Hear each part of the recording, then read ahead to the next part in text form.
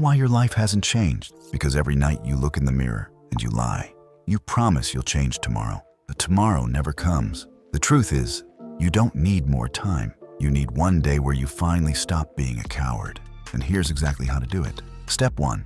Clean your space. Clean your head. Your environment is your mind in physical form. If your room is messy, your life is messy. So before anything, throw away the trash, fold the clothes, wipe the dirt. You don't clean because it's fun. You clean because chaos around you means chaos inside you. Step 2. Kill the distractions. Turn your phone off. Log out of social media. No scrolling, no fake dopamine. If 24 hours without your phone feels impossible, then let's be honest. You're not in control. You're a slave. And today is the day you cut the leash. Step 3. Brutal self-inventory. Write down 2 lists. Everything you hate about your life. Everything you want but don't have. Then ask yourself, whose fault is this? The answer is the same every time. Mine. And that's good, because if you built this prison, you can tear it down. Step 4. Move until it hurts. Your body is weak. Your energy is low because you treat it like garbage. So for 1 hour today, push-ups, squats, running, burpees, anything. The goal isn't fitness. Proof that you can do something hard and not quit. Step 5. One bold action. Stop pretending you need a plan.